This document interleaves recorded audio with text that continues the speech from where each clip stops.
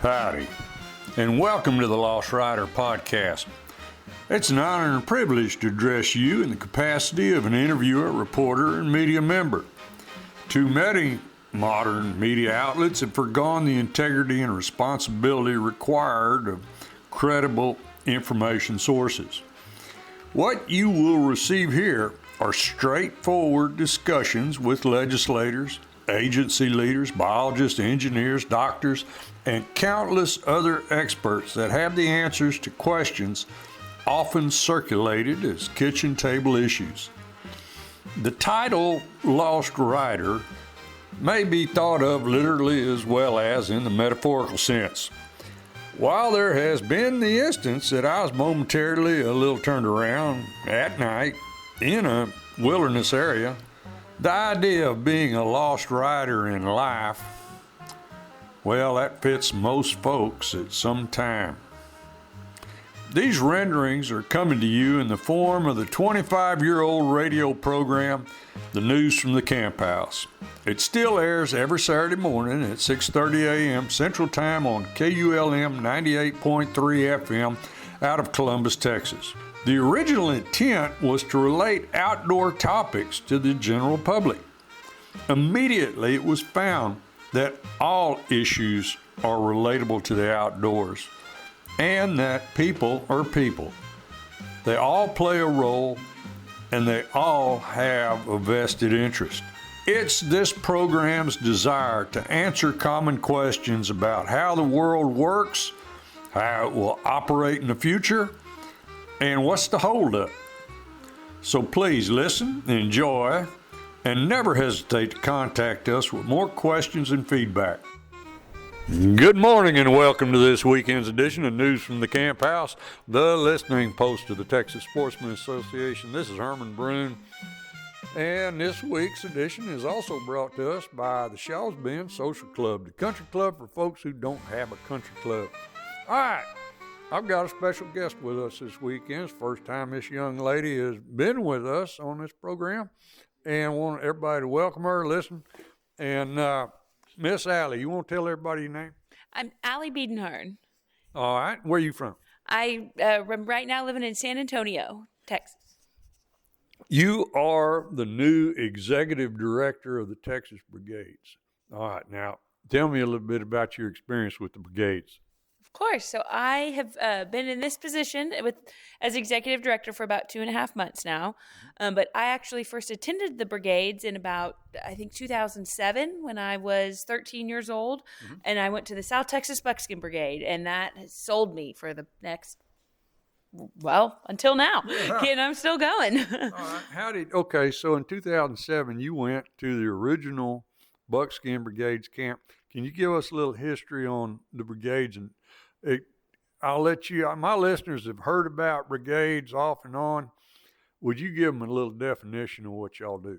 Absolutely. So the Texas Brigades are conservation and wildlife leadership camps for high school students. Mm-hmm. So we accept kids 13 to 17 years old, and it's 5-day camps held at different ranches all across the state of Texas. And each camp, each of the 9 camps, focus on a different aspect or I guess flavor of conservation and wildlife stewardship. We have camps about bass and coastal, buckskin, which is white-tailed deer, bobwhite quail. We have a ranching brigade and a waterfowl brigade. Mm-hmm. So whatever your sport is outside, we can get you to camp. These 5-day camps, you come learn all about, wildlife and but a lot of leadership skills as well. So a lot of public speaking, a lot of teamwork, and, making friends and communication skills are kind of baked into our camp curriculum. All right. And these camps are, I've had the good fortune of attending some of these camps and playing a small role. And I was just blown away that these are academically involved kids, because the camps aren't just all playing around outdoor activities. There's a lot of classroom in there, and the kids love it. Absolutely. We say it's, almost a semester of school in 5 days of camp. We're in the classrooms learning about habitat management and different, land stewardship principles, but then we also have a good time in the field. We get to do the fun stuff as well as plant ID, and some camps shoot shotguns or rifles or go cast in the river, lake, ocean, kind of depending on which camp is. But it's a good mix of classroom and learning, and then kind of getting some of that application of using it in the field. All right. And what you went to the Buckskin Brigades camp in 2007. How old were you? I was, I think, about to turn 14. All right. So you did 4 years as a student. Yes, sir. So I went to South Texas Buckskin as a student, Rolling Plains, Bob White, and then the Bass Brigade. So I hit them all, but then, or a lot of them at the time. But then a great part of the brigades is then after camp, after the graduation, you spend the whole next year doing different programs and, public speaking events, or if you can work with a wildlife biologist or somebody in your area to go on, help them with different projects. You can earn your way back to camp the next year and also get a college scholarship. So we kind of build each year, each summer, you get more and more responsibility as you come back to camp, building more leadership skills, building more college scholarships, and helping you set up to continue your education. All right. There's like a point. These kids can grow points, right? Yes, sir. All right. And how does that work? They, so when you get the points, you're building the points all through the year. And then depending on how many you get kind of through the years, how much of a college scholarship you get. Okay. All right. Okay. Does it help them the next year? I mean, does it help them somehow in some fashion? I'm looking for a discount. Does it discount the cost of the camp the next year? Oh, it can, yes. So the first year you pay for camp, which tuition assistance is 100% available. That is never a barrier to come to camp. But then after that, you come for free. So you get to just come to camp and help out, but you're a volunteer. You're no longer a cadet. And so we feed you and house you and give you all the education and fun that you can handle. Yes, I've seen that. I've seen these kids just enjoy it. We have a young lady who attended her first camp right here, right now, while we're doing this. We're in Garwood at the Pintail Hunting Club. This is the locale for the Waterfowl Brigades camp later on. And I had the good fortune of being included here in a broadcasting seminar. Was asked to come over here and help them with that. And that's where I first saw some of these kids and how, a bunch of bright-eyed, eager to learn, fun kids that looked like they all had some type of idea of having a career in the outdoors.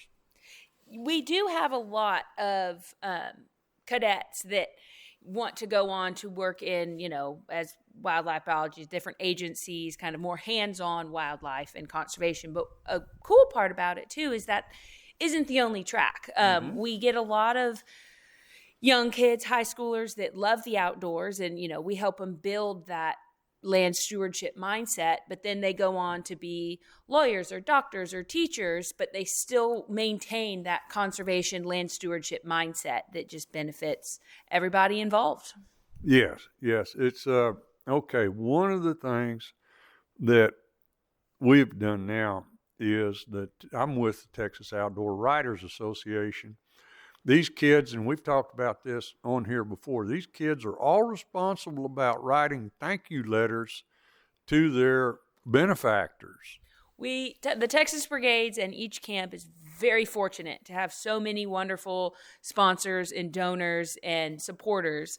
And each cadet is responsible for, helping us write thank you notes to all of these people that make camp possible. We wouldn't be able to have any of our camps or programming without help of, all of the generous supporters. And so each cadet writes, if they got a camp tuition scholarship or tuition assistance, they are, write a personal note to that person, as well as people that donate food, lodging, shirts, you name it. We have, again, so many supporters that make camp possible. And it's really a special touch that they all get a personal thank you note from each cadet. All right. This is an offshoot, I think, originally from the Texas Wildlife Association, but now it's its own 501c. We are our own organization. They were started by a lot of the same people. And so while I think we may have started as our own organization, we're, hand in hand. We're cousins, we'll say. We do office with TWA. We're very, very close partners. All right. And Texas Wildlife Association, of course, most people are kind of have an idea about them. It's a hunting and fishing based conservation organization. And one of the big things I do is I always try to include the verbiage that we all promote the North American Wildlife Conservation Model. And I try to get that out there to, everybody does functions that come from that model, but we don't often enough say this is where it comes from. This is why we're doing this. This is actual model that provides us with the wildlife that we enjoy today.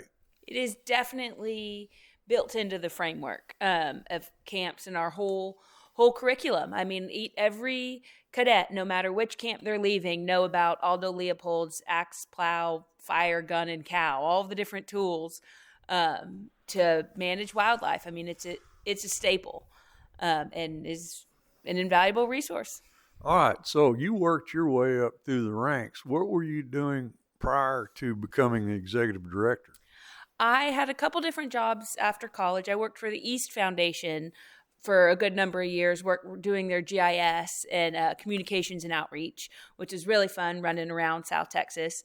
And then after that, I was at a company called Range Ward, where they do portable electric fencing trailers. And so it's an all-in-one unit that has, an electric fence ready to go. A super neat product. I was doing their marketing, and then when this opportunity for Brigades came up, I couldn't pass it. I had to get back to my roots. I just missed the wildlife world. All right. Okay, I'll tell you what. Let's take a quick break and thank the folks who let us come on here every Saturday morning. We'll be right back. Thank goodness for all the great sponsors we have here at News from the Camp House. H-E-B Food Stores. That's Stephen Tice at H-E-B. He helps me. He helps the community. He's a great man. I'm so thankful H-E-B loosened him up, lets him go around and sponsor a few things. H-E-B's got all your food needs. It's the greatest food store we got here in Columbus. Thank goodness for H-E-B. First State Bank. You go over to the First State Bank, they'll take care of all your loans, all your deposits, your savings, anything you need. Bunch of great hometown people over there. You got Celia Tobias, John Pollock. Everybody over there is looking out for you. Miss Barbara Barta. It's a great bunch of folks at the First State Bank is also sponsoring News from the Camp House. First State Bank takes care of all my business. Baumgart Agency, Susan Baumgart at the Baumgart Agencies, her and Germania. She told me to plug Germania. Germania is a insurance that she likes everybody to know about. The Baumgart Agencies. Miss Susan and I are classmates. Being classmates, she got me out of high school, sat right beside her, put us in alphabetical order where I could copy. And Susan Baumgart over at the Baumgart Agency, taking care of all your insurance needs. Lyco Realty, one of the original sponsors of News from the Camp House. Lyco Realty, the oldest real estate company in the county, and for the last 3 years voted the favorite realtor in the county. Lyco Realty, that's Miss Kimberly Johnson. That's Crockett's granddaughter. More kinfolks and classmates and great people from Colorado County. People from Colorado County helping people from Colorado County. That's great. Oh, thank goodness for all these wonderful people come to me want to be sponsors for News from the Camp House. Good morning and welcome to the second half of this week's News from the Camp House. Listening post of the Texas Sportsman Association. This is Herman Broom. We're here this weekend with the new executive director of the Texas Brigades, the academic conservation camps that are scattered across Texas. There's 9 of these now? 9 different camps. We go up as far kind of northwest as Santa Ana, Coleman area, all the way down to Freer, over to Anahuac. All right. Yes, the Coastal Brigades camp will be in Anahuac this year. Yes, it's at a new facility, and we're very excited about it. It's a neat camp of a lot of, coastal marine biology, all of that ecology. They've got some fun things in store this year. They do. Derek York, who is holding this year's summit, where we're at right now, we're actually at a podcast summit, and we've got people coming in from all over the United States. We've got radio people and podcasters that are going to be interviewing all these people, and that's where we are right now. But Derek is also your main guy for the Coastal Brigades. He is. So Derek is one of the best. He started the Coastal Brigade, essentially. He, put so much work into that, making it just a fantastic camp. I first met him, what did we say, maybe close to 15 years ago at Bass Brigade. He was a big volunteer there, crucial to the system. And then saw the need for coastal where he lives and started that camp. All right. And he is also, he became a member of Texas Outdoor Writers Association. Texas Outdoor Writers have played a small role in helping sponsor this summit this year. And he's a good advocate for TWA and has brought some new membership in, helped us recruit over there. And we're looking forward to working together to, try to get some of these young people recruited. We also have our Youth EIC Awards, and we started talking about this a little bit earlier. We alluded to it. We didn't really get there. But when the kids write the thank you letters, I've always said there's nothing more personal and better writing than what you will find in a thank you letter. Most of your writing awards or your writing contests will have the kids write an essay about something about the outdoors. But in this case, we're using their thank you letters that they send to their benefactors, and we're using that as our platform for the writing awards because we really get the personal best from these kids. The thank you notes are such a neat way to, get a little more insight into each cadet's experience. In each letter, they're talking about their favorite parts of camp and how much camp has impacted them and changed their life. It really is a, heartfelt note that gets to go out to our sponsors and gets to be, a reflection of what they learned at camp. Yes, and we're very fortunate the Dallas Safari Club is one of our sponsors. Now CCA has gotten into the act. Texas Trophy Hunters want to get into the act. And we are expanding this now to where it's not just the Youth Writing Awards, but we'll also have some photography categories. And we also utilize, for the photography, we've been utilizing the 4-H, statewide 4-H program, but we also want to get brigades more involved in that aspect. Well, let's do it. We send each cadet out. So at camp, you're divided up into a group, which depending on which camp, you're either in a covey or a school or a flock or, each different kind of cabin, I guess you could say. And they get to take pictures at camp. And it's there's a lot of the silly pictures and, of everybody, just kids with their cameras. But with a photography component, I'm sure we could get some beautiful photography, some beautiful images from, all of the great ranches and facilities that we get to visit. I think we can make something here. It'll work. And like I said, and what we're trying to do here is not just give these kids another contest to try to be a part of. We're trying to put some money in their pocket. So the winners in these various categories, the first place will get $1,000, the second place will get $750, and third place will get $500. And I hope that helps these kids. I hope that's big enough numbers that these kids are somewhat impressed. Absolutely, I'm sure it will be. I mean, college is expensive these days, and that's very generous. Thank you. Well, and then they'll also be learn about the TOWA Collegiate Scholarship Awards, and we'll learn how to apply for those. And so it's all about getting kids, keeping everyone involved in the outdoors, keeping the outdoor community together. And that's one of okay, now being the new executive director, how prepared were you to go out and gather all these volunteers? I'm learning. It's been, I mean, the Brigades has such a great network with all of our volunteers that I am very thankful that people have stuck together.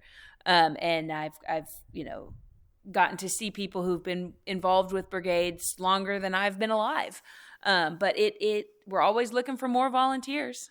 Well, yeah, it's right now. You've got TPWD people, you've got independent biologists, you've got all just a wide spectrum of people who volunteer. I think once a person volunteers and gets around these children, around these students, yeah, you can't quit. You just got to. You don't want to quit. You want to stay involved. It's just such a neat thing. It's so much fun to see these kids. Okay, how's the attendance going? There's usually somewhere in the neighborhood of 25 to 30 kids in each camp. Is it still, everybody still excited? Absolutely. We just closed our applications on March 15th, but we do have students on the wait list and are accepting more cadets for the wait list as well. Each camp has about 16 to 30 cadets at each camp, depending on each facility. But we've had a great turnout. It is a tough application, but we get the best kids that way. And we're thankful that they're fired up and excited to come to camp. All right, tell me what makes it a tough application. It does include 2 essays. We're not necessarily, I got to be careful who I'm talking to. We're not judging for grammar and things, but more we're looking for the heartfelt on why you want to, the prompts are why do you want to come to camp and who's your biggest hero. And so we just want to get an insight, start to get to know these kids on, why they want to come learn about land stewardship and conservation and leadership, and make sure that it's them wanting to come to camp. All right, when you were a student, when you were doing it, and you went to the various camps, did you have a favorite? Oh, well, I think now that I'm in this position, I don't know if I'm allowed to answer that one. They all have their charm. Each camp has its, different feel and they all have the Brigade's pace and they're all on the same level, but they each have their own feel and personality. All right. Last year during the broadcasting segment, we had a young man at the Waterfowl Brigades camp, and we asked him. We said, "Well, you're at that age where you're planning college. Where do you want to go?" And he said, "Sul Ross." And we sit there and look at each other, and I said, "Sul Ross," and he's going, "Yeah, wants to go to Alpine." I said, "What in the world does that have to do with waterfowl?" And that young man drew the parallels and connected the dots on it, specifically what waterfowl had to do with Alpine. Just blew me away because this young man knew exactly why he wanted to go to Sul Ross and Alpine to study waterfowl. And I was, wow, okay, he knew exactly what he was going to do. And that is kind of the nature of these students that come to the Brigades camps. They all have an idea of what they're going to do with the information they're learning. That's a great kid.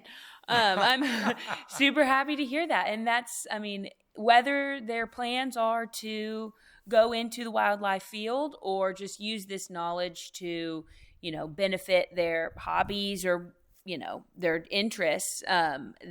Thankfully, we have, some highly motivated kids and that want to learn and love Brigades.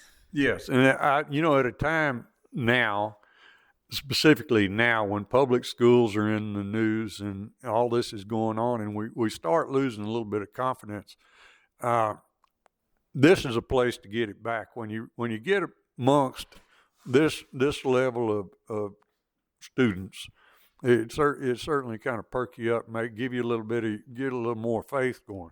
It is a rigorous curriculum that we put these students through, but they seem to rise. That they always rise to the level that we expect from them, and it's so cool to see these cadets grow through the week and make new skills, get confidence, be public speaking, giving presentations in front of their peers, and just watching them grow through the week is incredible, all while learning, invaluable information from leading professionals about wildlife and conservation. All right. All right. And you hope one of the things, and it was one of the questions we did during the broadcasting segment, we were asking them about recruitment, whether they were ready to go out and recruit and bring some of their buddies in and recruit this out to more youth. And everyone seemed ready to go. Right on. That's why we had such great applications this year. We love when the cadets go out and tell their friends, tell their science classes, their 4-H, FFA, whatever they're involved in, to bring their friends and peers to camp. And they do a great job of going on radio shows and podcasts and magazines and spreading the word about brigades and getting more youth, preserving the outdoor traditions. All right. It's a successful program. We're happy that we can be a part of it. Hope we can be of service and help, and look forward to doing a whole lot more. Well, thank you. Thank you. We appreciate it. And check us out at texasbrigades.org. All right. And tell them your name again. I'm Allie Biedenharn. Okay. All right. Well, Miss Allie, I certainly appreciate you being with us this morning. Well, thank you. I appreciate it as well. All right, folks, I hope you learned a little bit of something, enjoyed this morning's news from the camp house. It was also brought to us by the Shaw's Bend Social Club. Country club for folks who don't have a country club. All right, now, everybody go out, enjoy the weekend, be safe, and y'all just remember, pretty much any day is sure a good day to be out in the woods.